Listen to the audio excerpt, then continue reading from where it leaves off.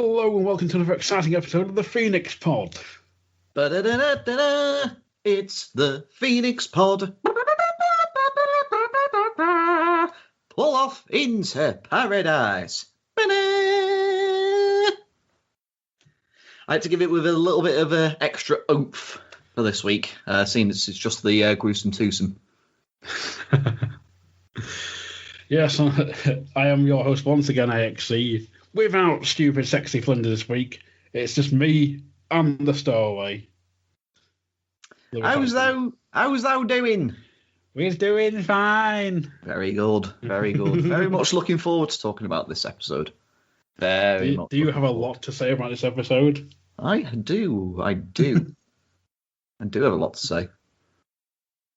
Well, of course, for a quick recap, last weekend it finished on To Be Continued, as Max and Paddy stole a bus full of children.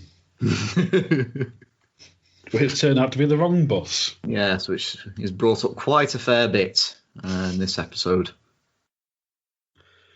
And of course, Max found out he had a kid, which is why he stole the bus in the first place. He wanted to see his son. But his son was on the other bus. Other bus? Oh, you're more for. That's proper like that. Can I get a rewind? No.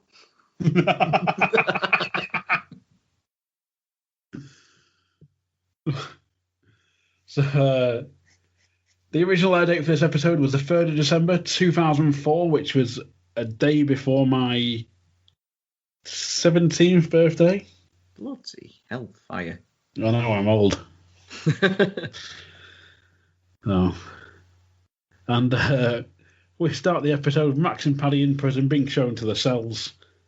Max is called for the first cell, and he walks. Well, he asks why him and they're not together. Oh, let's be told it's not the Holiday Inn, not the Holiday Inn, son. And he walks into his cell, but his roommate seems like just fairly normal, just sort of like this casual nod, but he goes in, relatively unscathed, and then the security guard leads Paddy to his cell. He's like, 423, you're in here. I think you two will get on just fine. Paddy just goes to walk in. I don't know whether this is sort of like an actor who looks suspiciously like Cliff Richard, or whether it's a Cliff Richard impersonator. I did look into this, funnily enough, right. And the guy does actually play. He is actually a diehard Cliff Richard fan, right? And I think he's a diehard Cliff Richard impersonator as well. Right. I mean, it was pretty uncanny. I looked him up on IMDb on the Max and Paddy page, and it said he appeared on Comic Relief one year. But it says like that when it listed him in the credit, it's like as himself, but playing Cliff Richard. So, yeah, he's literally just sort of like a shot of what Paddy's seeing is like this Cliff Richard impersonator in like tennis gear. He's like, "Oh, hi there, I'm Cliff." That was scary how accurate that was. Well, yeah. I am quite good with my impressions, but I just said it. I'm literally one of those. Well, it's always a case with impressions. Just sort of like, how do you get to Carnegie Hall with your practice? And I could give many examples. But anyway, Paddy just sort of like gives a look to in the security guard's direction, and then just sort of like a knowing look of sort of like defeatism. He's just sort of like, of course you are. He just walks right on through. But that's like quite a short opener, because from there we pretty much go straight into the opening credits for this episode. Yeah. So whether it's to draw out the fact this episode needs more story, maybe I'm not too sure with that one, but possibly. A little bit of trivia.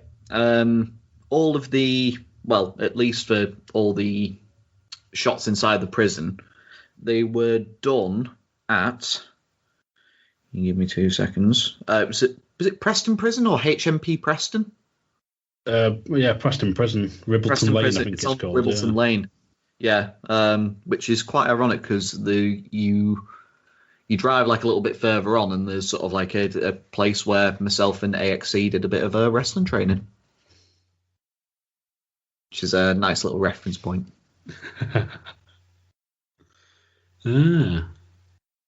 Trivia. Yeah. Yes, indeedy. And less about that place, the better. Well, that's why I said it's like me went for wrestling training. I'm not giving them any plugs. Don't you worry.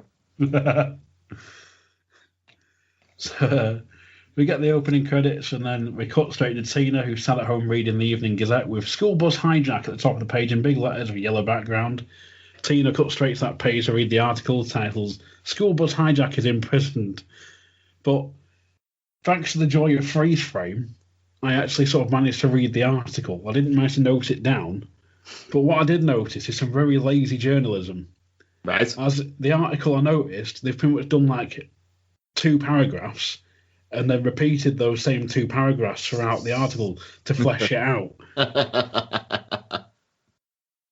Which is like, oh, that's a bit cheeky. Well, they're probably not expecting they're probably not expecting many people to sort of like freeze frame and read the articles. They're probably not as diehard fans as you. It's similar how there's an episode in Red Dwarf where they end up in sort of like a backward reality where time is literally going backwards. And there's like a particular bit with sort of like this club owner where he's doing this whole like, speech, obviously going backwards. And there's sort of like a little bit of sort of like if you reverse it so you can actually tell what he's saying. He's just sort of like basically he's basically calling out people who've actually done this process and just pointing out how sad and empty their lives must be. That they've got time to just sort of like reverse the reverse and see what's actually being said. Well, it just seemed funny because it says something like in the article it's like two crazed men hijacked a school bus today. Something. The children were terrified.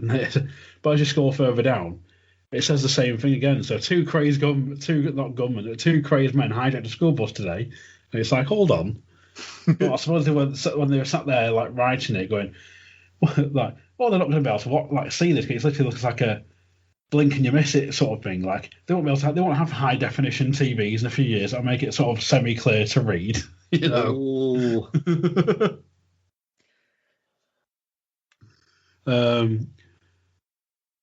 Yeah, so the wonders of freeze frame. But as we also get full mugshots of Max and Paddy, which reveals Max's full name of Maxwell Bygraves.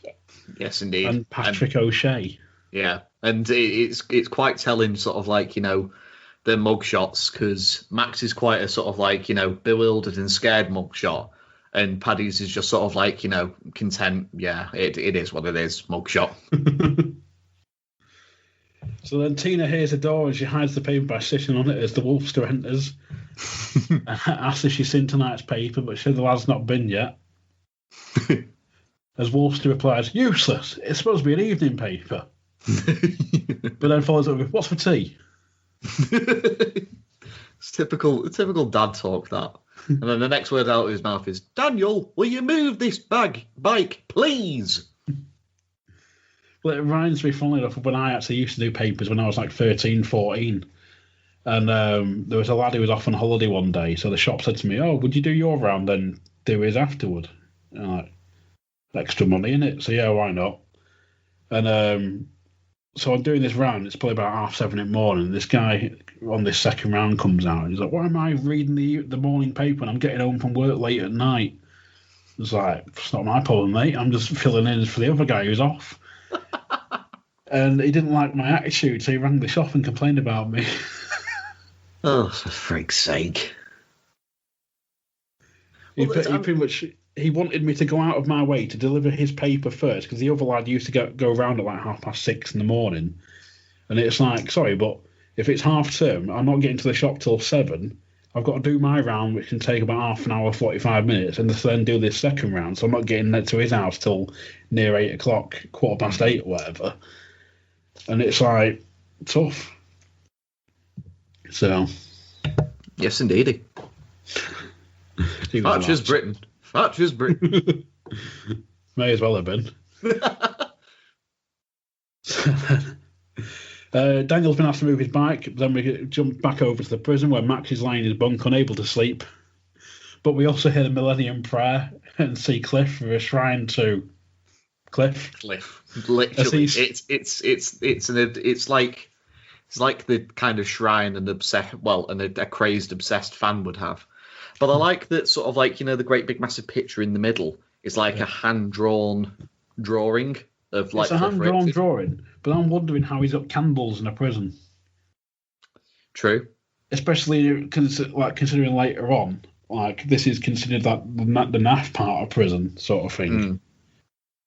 So, but then Paddy's also unable to sleep, so he's got his pillow trying to cover his ears with it. He literally just looks at like this, like Cliff, doing listening to the Millennium Prayer, singing along with it. Obviously, sort of like, worshipping this shrine. And Paddy's literally just sort of like looking at him, and he does sort of like the one thing that's sort of like synonymous with, what people do when they're trying to sort of like block out the noise with a pillow, is he folds it in half over himself. He's just sort of like, Jesus wept. Oh dear. So then the following day, it seems there's no real time frame given to this, but you do find out later on how long they were in for. Max is putting on deodorant, throwback to episode 1. He's learned how to use it. He has. As Paddy enters and says, I can't stand another night with him. Ooh. Cliff appears in the doorway. He's like, hi guys, fancy game of tennis? Mixed doubles? But Paddy's like, I told you, we'd no balls, Cliff. It's like, that's okay. You can play with mine. See you later. Ciao, guys. He literally just goes in. And Max is just sort of like there going... Max is there just sort of like going, bloody hell, what's he in for? And then what's the reference that Paddy gives? Paddy says, have you never heard Wired for Sound? Which I didn't get. It's a song by Cliff Richard. But I looked into it, and Wired for Sound is literally just a song that he did way back when, like, talking about, like, from what I've discovered, it's like, if my research is right, it's to do with, like, the advent of, like, tape, like, Walkman's been coming into fashion or something. Right.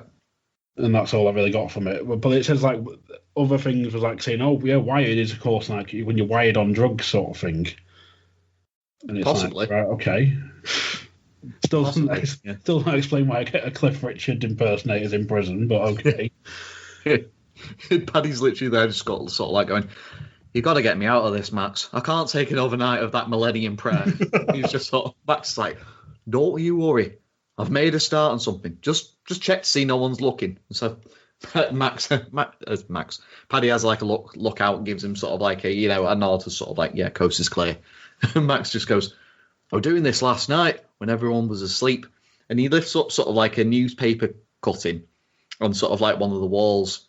And there's like three diagonal sort of like scrapes. Mm. And he's just sort of, Paddy's there sort of like going, what's that? Max goes, it's a tunnel.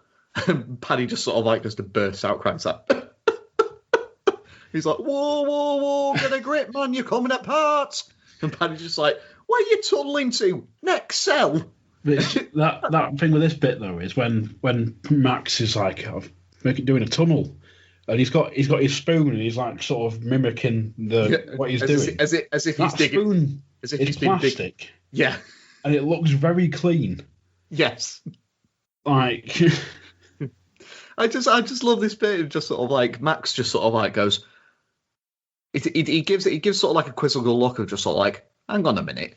So he goes out, looks out, see that he's literally just tunneling to the next cell where Paddy is. Bear in mind, there's sort of like a door. There's like a door in between, so I don't know whether that's like a stationary cupboard or whatever. But as I say, he just sort of like looks out, sees that he's tunneling to the next cell, and he's just sort of like, oh shit. But he follows up with, look, that was a backup plan. I'm going to get in touch with Tina. First chance I get. She knows her innocent. She knows the truth. Paddy's just sort of like, it's all right for you. Good-looking lad like me. it's an available commodity in here. And Max is sort of like going, yeah, no, but I've seen like a payphone. What do you mean it's all right for me? He's just sort of but like... what you've just done there, though, is what Max also does. Like the fact when he says, what do you mean it's all right for me? His voice goes ever slightly high and skims out of the Max voice into normal K voice. Normal K voice, yeah. I noticed that as well. And Paddy's just sort of like, as soon as I step in them showers, them lads are going to think it's Christmas morning. They're going to ride me like a Blackpool donkey. And all me and you have got to do is make that lot think we're a couple of hard nuts. Let them think we're a couple of big-time gangsters. Come on, chest out, chin up. Tango and Cash, Bonnie and Doyle, Magnet and Steel. Come on, are you with me? And like Paddy just sort of like looks dead straight ahead and just goes, I'm going to get bummed. So then cut to lunchtime, the lads step out the doorway and they take a seat at a table as they get eyed up by a couple of blokes on the same table. And then we get... I originally thought he was Scottish here, but because he sounds really Scottish at first and then seems to jump into Welsh. Yeah. It's like, Chalky's a name. First time inside. And the rest. And the rest. More bird than Bill Oddie.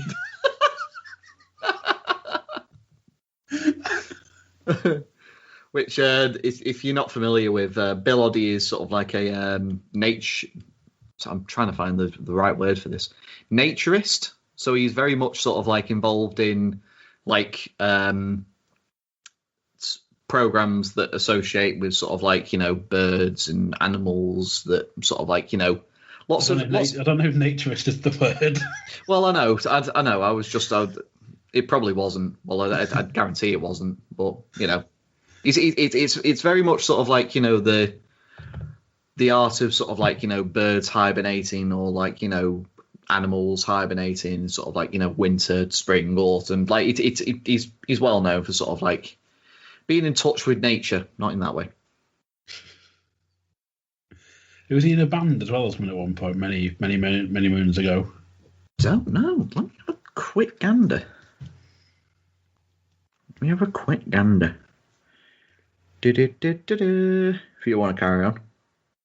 So while you're looking up that, we get Max, who's like, we won the Shorten half, controlled Clubland. Never heard of the Phoenix twins.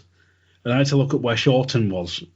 And Shorten's the area that they're in currently, which is like sort of like near Torquay, I think. So, but then Chalky asks, twins, how long was the labour? As Max then just sort of sighs and looks away. Is that I'll never forget what happened to the last fellow who made that remark. What? I asked him. Yeah. I love the fact that Paddy answers for Max, and it's the most stone-faced expression as he's given the line, just sort of like, I ate him. They're both sort of like, freaking hell, fire. Sort of like, what are you in for? It's just sort of like, oh, big bank job that we pulled off. Gold, diamonds, you name it. It's sort of like, Chalky goes, kids. It's like, you are? It's like, I heard you stole a bus full of kids. And Max just goes, you'd be correct. We did. But it weren't the kids that we were after. The loot was in the boot. Just sort of, and like, sort of like, you know, giving off the impression, just sort of like, you know, police won't think about shooting at a bus full of kids. Just sort of like, gotta be thinking. Always thinking. Yeah. And Chalky sort of like goes, well, what happened to the loot? And just sort of like, he's nosy, isn't he? Nosy Parker. And if you notice, I don't know if you notice, just sort of like, you know, throughout the scene, from the time Max and Paddy sit down to the time sort of like the bell goes off, signifying that lunchtime is over, you've got Cliff all the way in the back, sort of like practicing his sort of like tennis serving throw or whatever. I was going to mention, yeah. It's, I only picked it up when someone mentioned it on the Max and Paddy quote page or whatever on Facebook, and I just noticed, I went back and watched it, I was like, oh yeah. You just see him sort of... Yeah. Serving an imaginary ball. Yeah. But it's that the bit, it's like Max is that nosy, isn't he? Nosy Parker. And then he says it's safe. And then Paddy just goes, as ours is. But so Chalky notices someone approaching the table as he says, "Hey, Wall, watch yourself." And we get a new character who's not yet named, who's very camp. All right, Wally. Know what today is, don't you? Collection day. And Wally's just sort of like there going, well, I have tried. It's like, you'll have to try harder. It's like, you've got until the end of the day. And then he just sort of like looks down at what Wally's got in a box. He's like, ooh, sponge cake, my favourite. And he does the most animalistic fucking grab for this Victoria sponge cake ever. He fucking goes in with this fucking magna-freaking claw and scoops up like half of the fucking cake, but he like goes from like the middle outwards. It's like, you fucking animal. Wally's just sort of like, me daughter made that. He takes like a great big massive gobful. Sort of like, did you know? Very nice. And it cuts to Max and Paddy, and Max with what was my favourite Max and Paddy quote for a very, very long time. Just plain and easy. He's still eating his dinner. He sort of like goes, put the cake down, Flower, and piss off. And everyone just sort of like looks shocked at him, including this sort of like antagonist, sort of like, hang on a minute. And he sort of like goes up, gets in between sort of like Max and Paddy, is sort of like, you know, going to talk to Max. He's sort of like, I don't think you realise who you're, and instantly gets a steel tray from Paddy to the side of the face. And then obviously he's not here tonight, but Mr. Flinders made a point of a particular cut and a particular particular flip around of where Pepe, as he's known, is basically selling the other side of his face. So he gets hit on sort of like the left side of his face, and then it cuts to Paddy like looking over his shoulder, and Pepe's holding the right side of his face. So, and the line from Paddy of, you play with feathers, you get your ass tickled.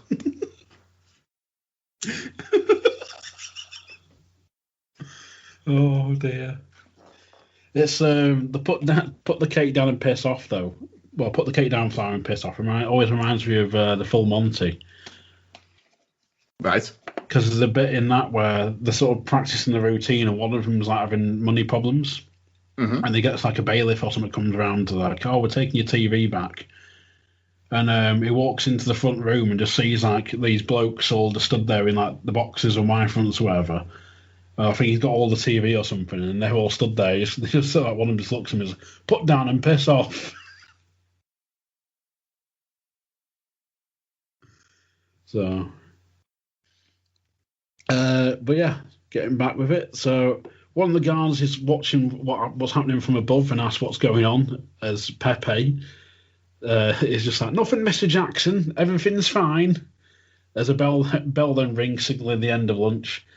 And Wally sort of fills Max and Paddy in with, big mistake, that's Pepe, Raymond the bastard's girlfriend. Raymond the bastard. Might help if I unmute myself. Raymond the bastard. What does he do? Well, bar being a bastard, he's in charge of this. He's in charge of this wing, did he say? He's in charge of this wing. And it's very, very advisable not to piss him off, basically. So then we see Tina at home on a stool putting the shopping away. As the phone rings, and it turns out to be Max saying she's got to help by going to the police and telling them he's Daniel's dad, that she knows the truth and he's the only one who can help.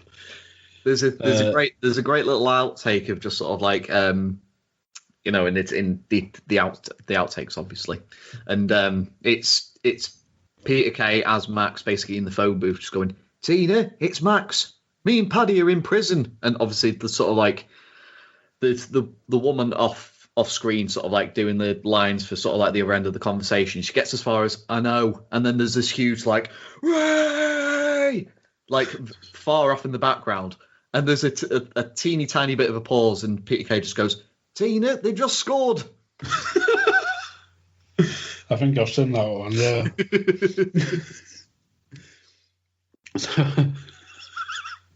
So she initially refuses after telling him that he should have stayed away, but he didn't listen. And she doesn't want him dragging her family into the mess. Mm-hmm. But then next we see Max and Paddy entering the showers, and Paddy's asking if he's phoned Tina, but Max is like, "Oh, she wasn't in. I'll try again later."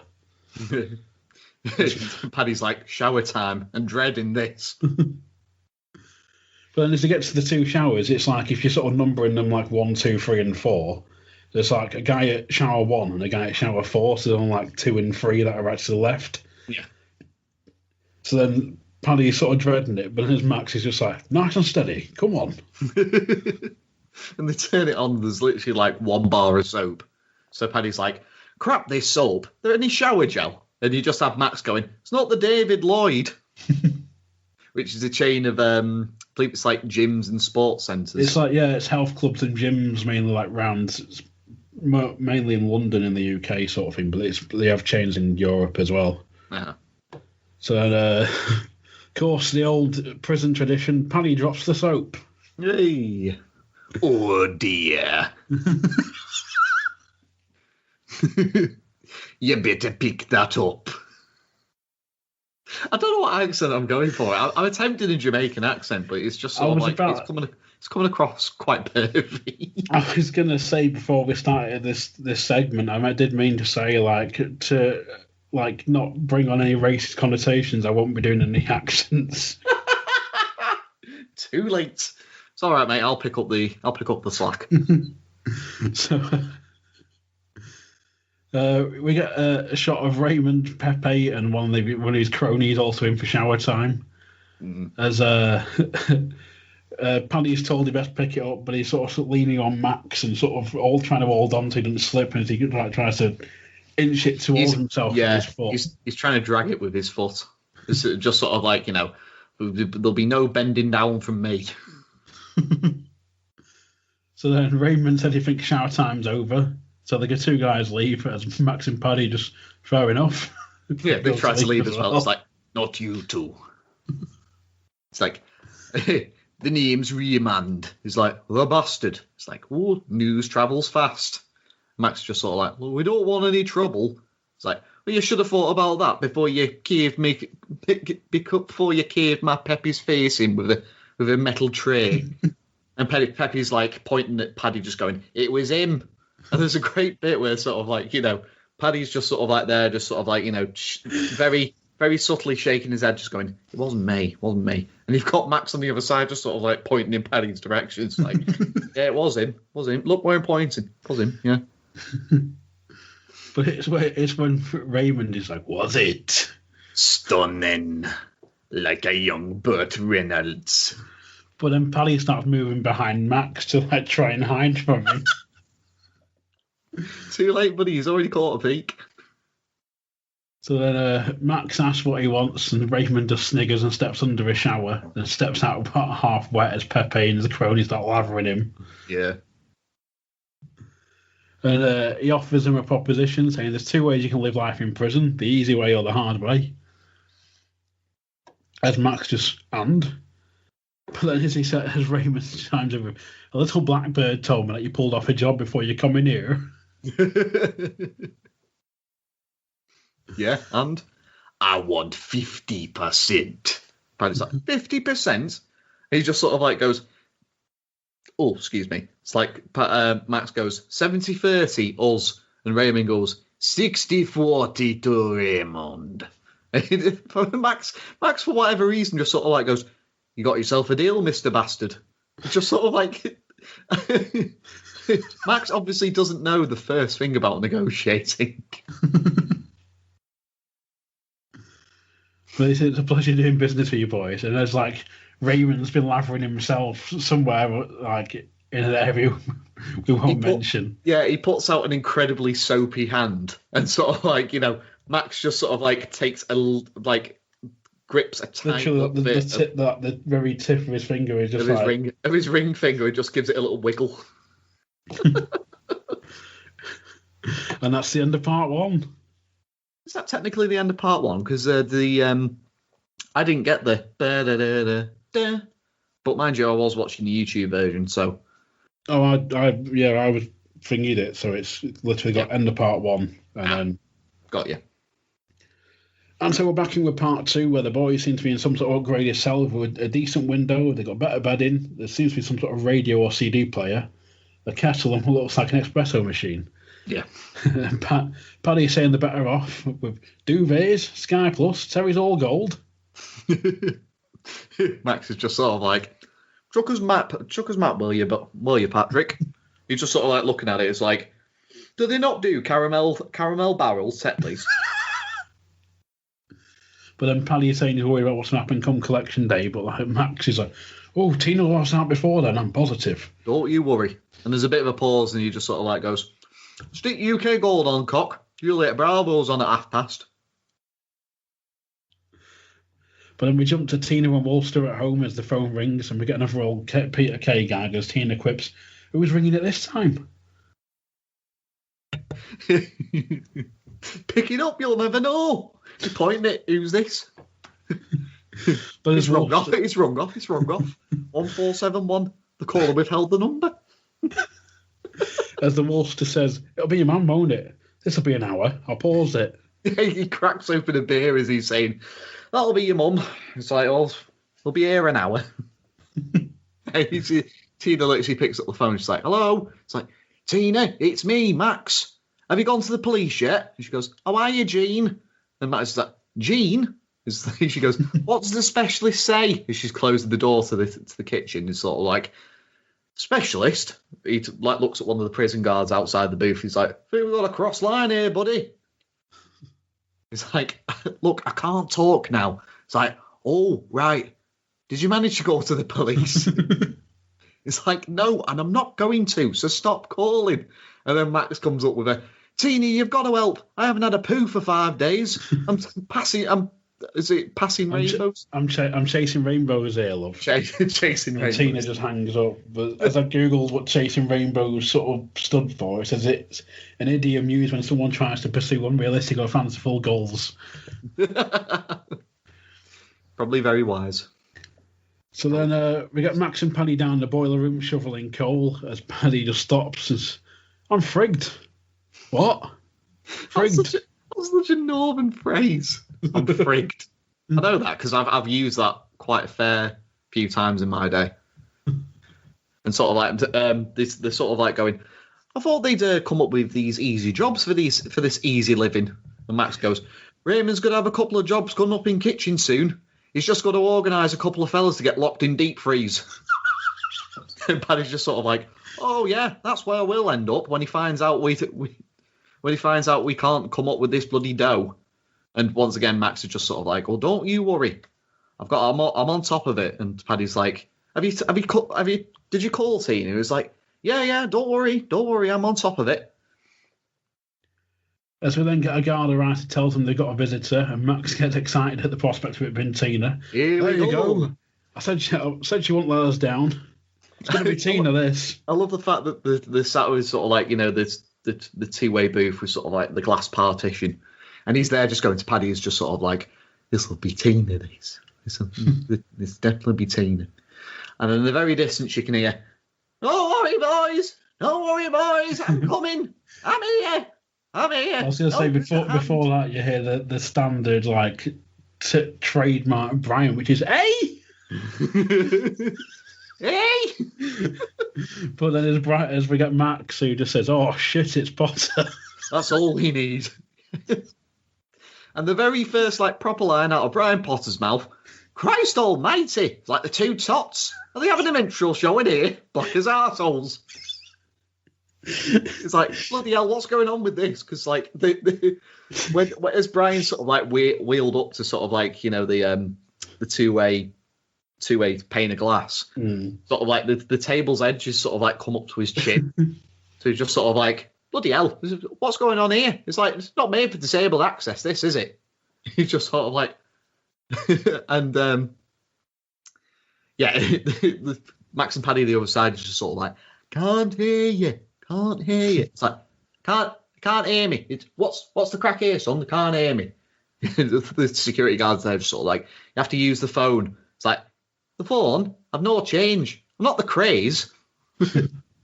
It's funny, sort of like, Brian goes to pick up the receiver, but it's sort of like out of arm's reach. He's just sort of like, I can't reach. I don't know if you noticed, but I'm disabled. So the security guard can't get that. Comes over, picks up the receiver, gives it to Brian. It's like, and as he picks up, he's sort of like, "Thank you, Himmler." And make note of that he wasn't able to reach the receiver because it does come into play by the end of their conversation. So Brian's like, "How are you?" So Max is like, "What are you doing here?" What am I doing? I've come to get you out. That's what I've done. Look at that. I cracked up for that first line. Literally, he picks up the phone. How are you? Like, you're in prison, mate. Like, you know. And he's got like a what the bloody hell do you call it? Oh, can't freaking think. Clipboard. Yeah, that's it. He's got like a clipboard. It's just sort of like a full list of sort of like signatures. And Max is like, "What's that?" He's like, "Petition. I've got about 400 signatures for you. Could have you out for Christmas." And Paddy goes, "It's August." It's sweet Jesus and Mary Chain. I'm not Perry Pissing Mason. I'm doing my best. He just sort of like, he's when he rolled up to sort of like the county, he sort of like had like a box inside of a carrier bag. So he drags this box out of the carrier bag. It's like, "Got a cake here for you. Holy Mary's made this." And Max goes, "A cake?" "Yeah, you know, a cake." "I know what a cake is. What do I want with a cake?" And Paddy's like, No, he means a cake. I know what you mean. You mean a cake, don't you?" And he's winking when he says cake. And Brian, that's right. Brian's like, yeah, that's right, cake. And he's winking as well. He's like, and Pat's like, "Oh, a cake. You mean a cake?" Brian's nodding like, yeah. Like, "And what's in this cake?" "Sponge and a bit of jam. What do you want? It's frigging real life, this, son. It's not a frigging Shawshank Redemption. And anyway, if you hadn't stolen a bus full of kiddies you wouldn't be here in the first place." He takes the lid off the box and sort of like tilts it at an angle so Max and Paddy can see, and it says "Happy 60th Birthday, Cherry" on it. Oh dear. And he's like, "It's not even our cake."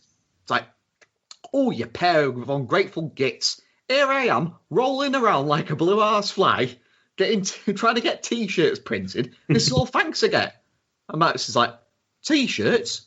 He's like, "Free the Phoenix too. It worked for Deirdre Rashid." And I'm like, "Oh, friggin' hellfire." It's like, £9 a throw. I've raised nearly $3,000 in bail money so far. Max is like, "But there's no bail." He's like, "Is there not?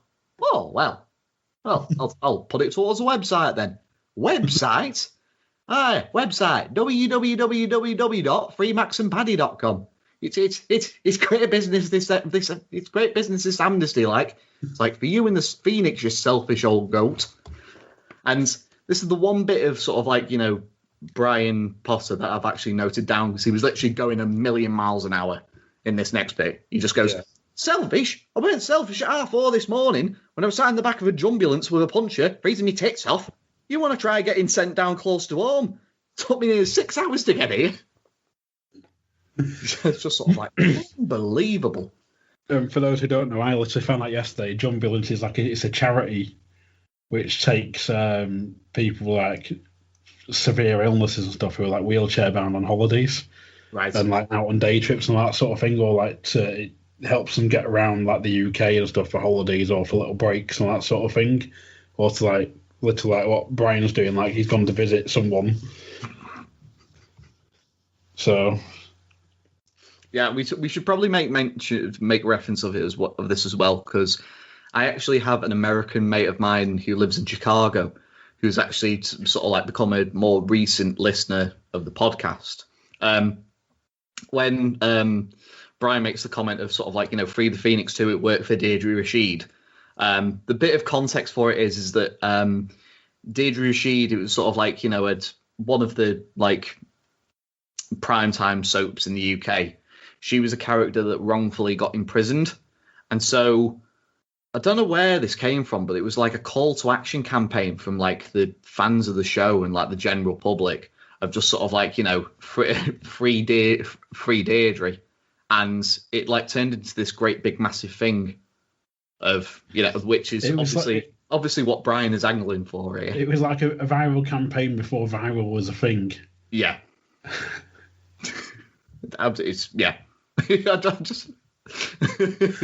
I always find that reference so fucking hilarious. probably more funny than it has any right to be, in all honesty. But anyway, Max is just sort of like, look, Brian, we appreciate what you're doing, but we're doing all right as it is. And Brian's like, all right, you're in prison. It's like, I know, but we've sort of like got things. We've got things sort of like cushy on our end. It's just sort of like, and you doing all this might jeopardise our chances of freedom. So don't so put a lid on it and don't say out, will you? Just sort of like, oh, all right, that's how you feel. And Paddy just goes, do you swear? And another favourite Brian Potter quote from this episode, like a nun with Tourette's. And he does the in the name of the Father, the Son, and the Holy Spirit, like literally cross across his body. And then they all put the receivers back onto the hook, including Brian.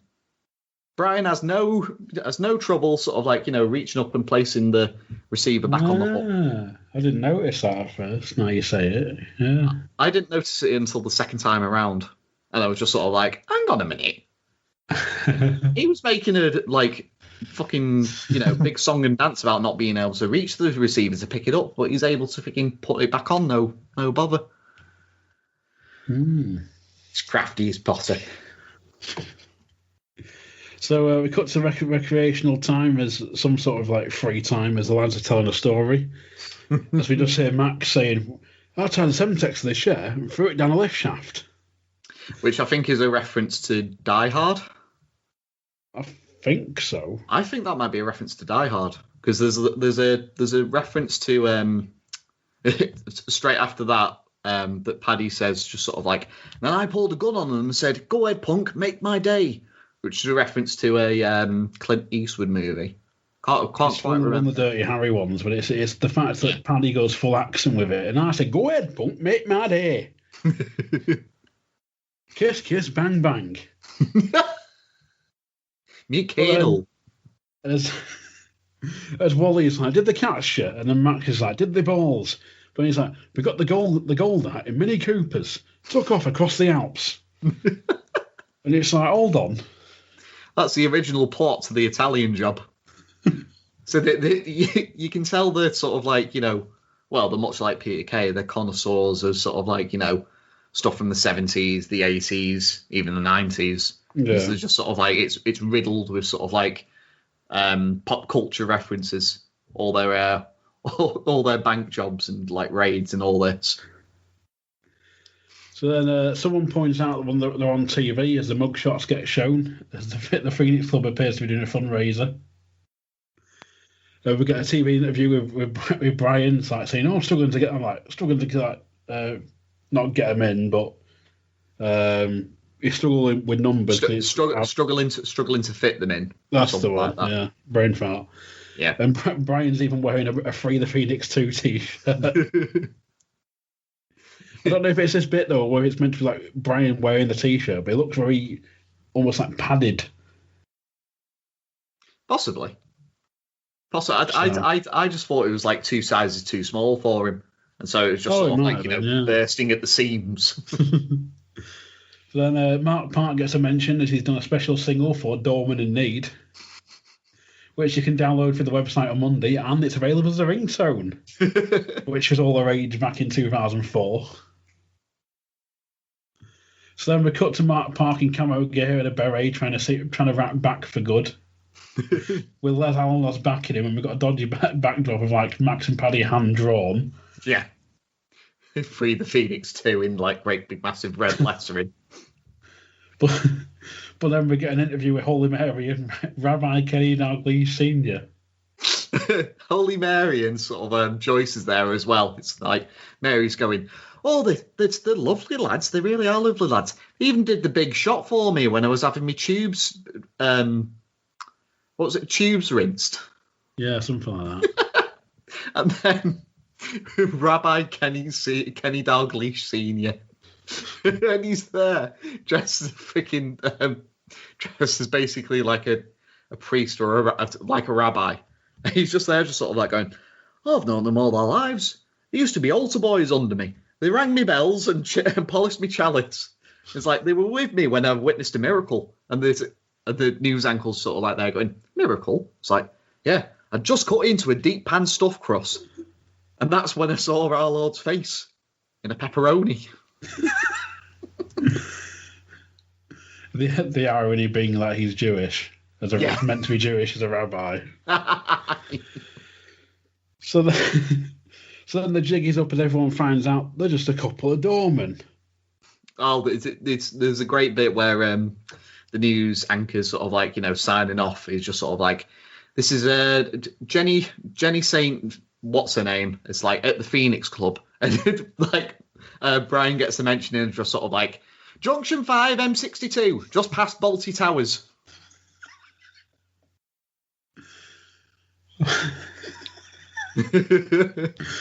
Oh dear. So then back shoveling coal, Max is going to kill Potter. Potter. Raymond the Bastard's going to be coming for us now. But then as Paddy just chimed in with, exactly, us, should be you. Me? Yeah, you. It was you that came up with the sort of like, let's be a couple of hard nuts. Try and sort of like, try the easy life.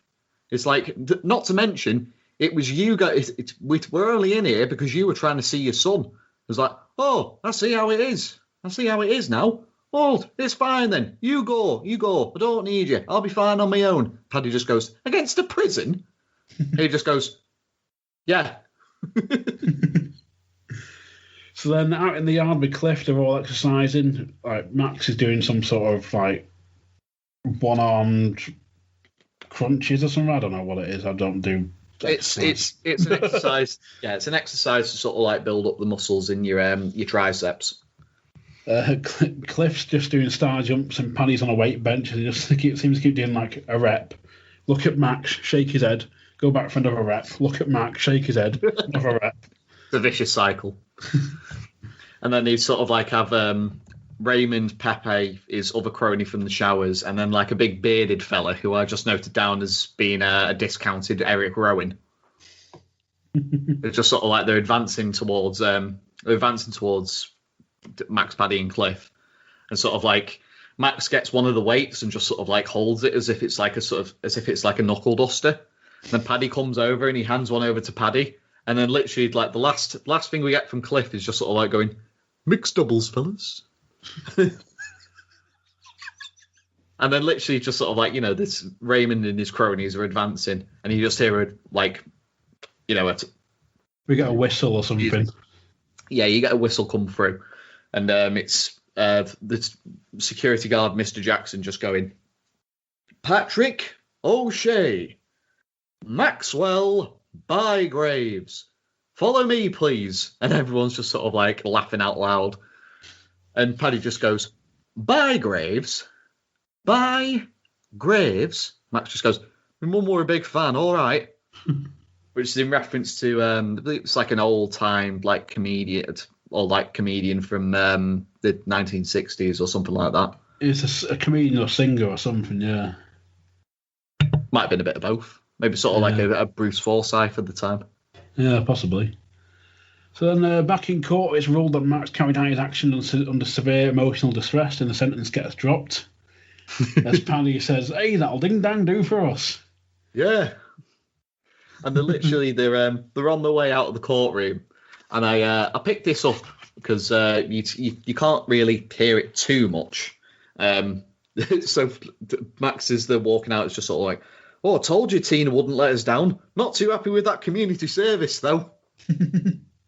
I was just sort of like, I think you've got off lightly for stealing a bus full of kiddies, mate. Yeah, that's right. Very fucking lightly. But then they get stopped by paparazzi as Paddy's just like, oh, yes, justice has been done. And then Max just doesn't know what to say to Chadley. Yeah, justice. Conspiracy against us, that's what it was. But as Paddy's like, correct. And Max follows up with, too little, too late. The Bolton 2. Persecuted, that's what we've been. And then we find out how long they've been there for, because Paddy just says, 5 days of it I've had in there. Have you seen Midnight Express? Absolute nightmare. It's like a bit of a difference from a Turkish prison to a bloody, like a South England prison, mate. Like... Depends where you go in, sort of like, down south prisons, though, I guess. Yeah, true. Yeah, but yeah, the comparison's fucking ridiculous. So then Paddy carries on talking to the press as Tina and family look on, and sort of Max is looking over in their direction. Daniel comes over and gives Max the picture, saying his dad's made a copy and he wanted him to have it. But as I noted at this point, I was hoping Paul was going to be on for this point. Because at this point, Tina stood there. She just looks depressed and fed up. Like she's been either been stood there all day, or Possibly. she just like she knows it's like the last time she's going to be in the show. So it's like, fuck it. I think it's more probably, given the amount of outtakes that Max and Paddy have had, where they're just literally cracking each other up over absolutely nothing.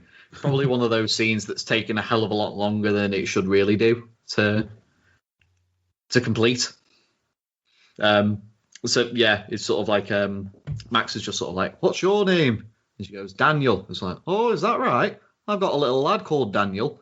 Daniel sort of like goes, "I'm going to be starting big school soon." It's like, "Oh, aye, will you? Oh, well, you'll be courting next. You'll be courting next." And Daniel goes, "Courting?" Sort of like, "Yeah, getting a girlfriend." And Daniel is sort of like, the typical boy of his age, sort of like, "Girls." He's like, "Oh yeah, you will." And Max just goes into this sort of like fingers. "Yeah, you'll find a girl, settle down. If you want, you can marry. Look at me. I'm old, but I'm happy. Take your time. Think a lot. Think of everything you've got. For you will still be here tomorrow, but your dreams may not." And Daniel just goes, "That's Boyzone." He's like, "You what?" He's like, "It's Boyzone." It's like, "Oh, is it?" It was Cat Stevens first, to be fair, but yeah, it was. But then Daniel's like, "I'm going now," and he goes back to his family. And as he's walking off, Max just says, "See you, son." Yeah, but like not loud enough for him to hear it. Then sort of he regroups with the family, and they just sort of walk off. Tina stops for a second, and they just sort of look at each other, and then she walks off. Mm-hmm. But then as Paddy walks over, "Ah, well, say la vie," and Max just la vie. La vie. Paddy's like, "What are we going to do now?" And they both look at each other in unison and they go, "Potter." And then it cuts to them at a freaking payphone. Max is on the phone, just sort of like, "Hello, is that the Home Office?" "Yes." Can you direct me to? Can you contact me to the Biological Weapons Department, please?" So then we cut to the Phoenix Club with a banner saying "Happy 60th birthday, Jerry," and hazard tape up with a walkway. People have been led out of the club, and we get the bare arse of young Kenny, complete with tiger face paint, that he's told to get against the wall. Oh, there's a great bit beforehand. Obviously, it's sort of like, like it's canvas sort of like tunnel, like connecting from the entrance out into the sort of like the car park. And Joyce is leading Holy Mary out, and Holy Mary just sort of like goes, "It's like something out of E.T., this."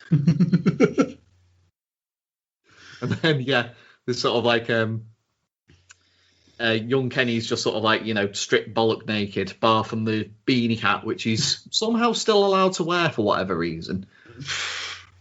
And so it's sort of like he's one of like 6 people that are sort of like lined up against a wall so they can sort of like, decontaminate them down. I think it was 5 because I was trying to work out who was who, and I think there's like, if I'm right, I think it's young Kenny, it's Kenny Senior, Jerry, Les, Jerry, possibly Alan, and then young Kenny.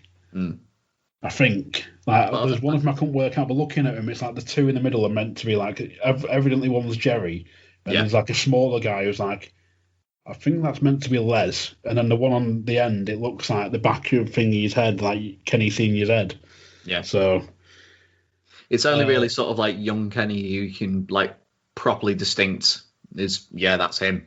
Because I reckon that the other 4 or 5 are like, doubles. or like as close as they could get to doubles as possible. The Jerry is definitely a double. There's no way that's Dave Spiky. Like no.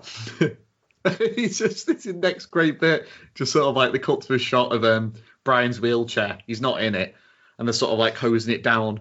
And it's sort of like off screen, sort of like Brian just going, "And Frax, it's a 60th birthday party." And it cuts to Brian is sort of like it's being held up by two guys in hazmat suits, and they fucking spread his legs out like hinder.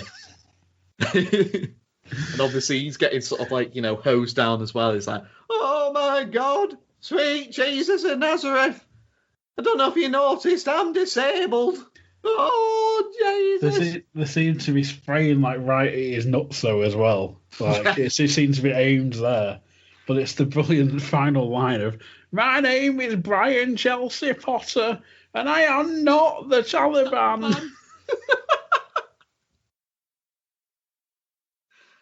Oh, freaking hellfire. And that's episode 4 of Max and Paddy. By far and away the best Max and Paddy episode by a country fucking mile. This was fucking fantastic. This was fantastic. Like, I mean, I realised that we've said it for like a couple of the episodes. Like, a lot of them are quite quotable, particularly the first one. This is an incredibly quotable episode. Incredibly quotable, and it's just great. Like, every single character plays the part so well. All of the jokes fucking hit like that, and obviously it's great seeing Brian Potter again, because it just reminds you how great Phoenix Nights was. It's the fact though they threw in the others as well for me. Like they had Kenny Senior still bullshitting. Yeah. you got Holy Mary, young Kenny, and then there's even like you got Les Alanos. They even bring in Mark Park of all people. Yeah. Like. So. Quite a reference-heavy episode. It was just missing bloody Mr. Softy Top or something, like. He'll have probably showed up in the news report running the cameraman over as the news anchor's giving her final, piece. I'm surprised they didn't think of that, to be fair, for, they could have had, a Phoenix Family Fun Day. Well, if you're going to have a Phoenix Family Fun Day, you've got to have sort of you would assume you'd have to have sort of Jerry Sinclair involved in it, and given the fact that he wasn't actually there in the final scene. Yeah, but it would have been funny to see them go with the young lad who took over Senor Whippy's ice cream van or whatever. Possibly, but that might have been too hardcore a reference. Maybe, yeah. Possibly. But you never know. So, yeah, definitely the best of this of Max and Paddy. I think this, even though it's like a follow-on from episode 3, so you kind of need to listen to episode 3 to get what was going on. Yeah, and even then, you'll have needed to have seen episode 2 to get the backstory of episode 3 and 4. Yeah. So. But yeah, I thoroughly enjoyed this.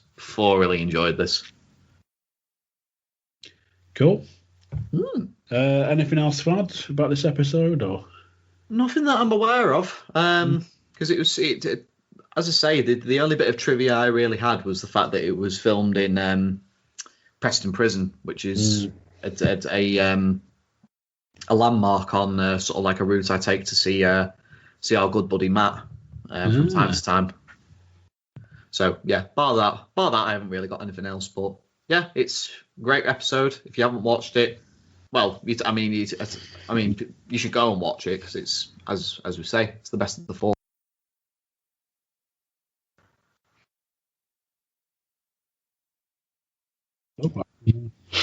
I have not got a clue. Well, then I think it's plug time, Mr. Ogden. Plug time. Yeah, I am on Twitch, where I do a lot of haven't done a gaming on my on my Twitch channel for like a couple of weeks, which I need to get back into. Where the back catalogue of all of my Twitch streams usually go onto my YouTube, as well as starting up a brand new Star Wars podcast that I started a couple of weeks ago. We're going to be doing another episode this coming weekend when we're recording this on Friday the 26th of February. So whenever this is out.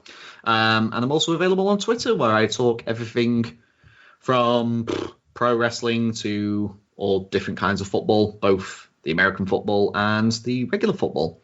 So yeah, all three of them are available at Loggers109. So it's just basically exactly the same name for every single account. So make sure that you follow me on all three of them. Cool. And of course, you can find the Phoenix Pod through Facebook, through the main feed of the Lost Art of Podcasting. It's also on Twitter at Lost Art of Podcasting. It's on Instagram at Lost Art of Podcasting. You can find our sister pods, RAD and Lost Art of Wrestling, on Facebook and Twitter as well. RAD is at UK RAD Podcast, if I remember rightly. I think so, yeah. And Lost Art of Wrestling is at LAOW Podcast. And you can also email us at lostartpodcasting@gmail.com, or even drop us a review if you want on iTunes or whatever you listen to it on. So join us next time for episode 5 of Max and Paddy's Road to Nowhere, where hopefully we'll have Mr. Stupid Sexy Flinders back. Yeah. Wearing nothing at all. Nothing at all. Nothing at all. Stupid Sexy Flinders. So for the Phoenix Pod, I've been AXC. And I've been Lewis Ogden. How do you want to finish this one? I think Cliff needs to... Okay. Well, see you next time. Ciao, guys.